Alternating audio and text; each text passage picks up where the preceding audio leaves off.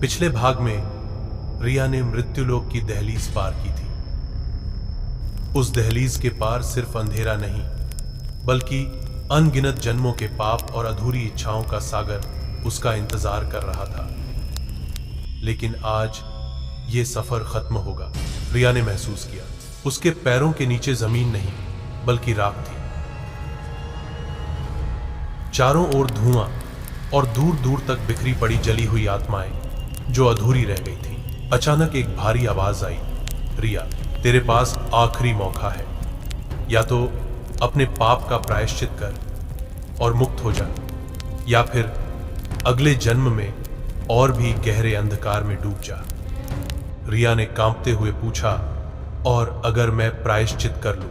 आवाज गूंज उठी, तो तुझे मुक्त कर दिया जाएगा, लेकिन इसकी काहीमत तेरे अगले जन्म का सुख होगा। तभी धुएं के बीच निखिल की परछाई नजर आई। रिया, ये सफर तेरा है, लेकिन मैं तेरे साथ हूं। अगर तुझे मुक्ति चाहिए तो मेरी आत्मा तुझे वो रास्ता दिखाएगी। रिया चौंक गई। निखिल, नहीं, तूने पहले ही बहुत कुछ खो दिया है। निखिल ने हल्की मुस्कान दी। प्यार का मतलब सिर्फ साथ रहना नहीं, बल्कि सामने वाले को आजाद करना है। और इतना कहकर उसने अपनी ऊर्जा रिया की ओर बहा दी। अचानक रिया के चारों ओर एक उजाला फैल गया, जिसने मृत्युलोक के अंधेरे को चीर दिया। एक अंतिम दरवाजा सामने आया, जिस पर खून से लिखी एक पंक्ति थी, जो भीतर जाएगा लौट कर नहीं आएगा। रिया ने एक पल सोचा, फिर दरवाजा खोला। अंदर एक विशाल हॉल था, जहां बीच में एक अग्निकुंड जल रहा था और चारों ओर हजारों आत्माएं एक स्वर में चिल्ला रही थी। अचानक उनमें से एक बच्चा आगे आया। उसकी आंखें चमक रही थी। मां, उसने कहा, तूने मुझे पिछले जन्म में अकेला छोड़ दिया था। रिया की आंखें भर आई। बेटा, मैं मजबूर थी। बच्चे ने हाथ बढ़ाया। अगर तू सच में मुक्त होना चाहती है तो मुझे अपने साथ ले चल।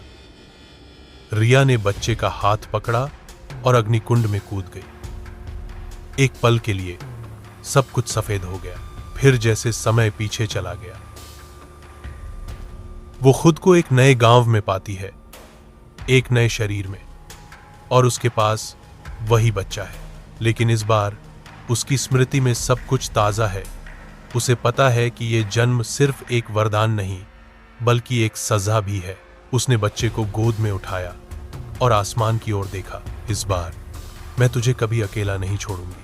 लेकिन जैसे ही वो घर की ओर बढ़ी, पीछे से वही भारी आवाज गूंज उठी, रिया, तेरा कर्ज अभी पूरा नहीं हुआ। तेरे अगले जन्म की प्यास अभी बाकी है। रिया ने पीछे मुड़कर देखा। दूर मंदिर की दहलीज पर निखिल खड़ा था, लेकिन उसकी आंखों में इस बार लाल आग जल रही थी।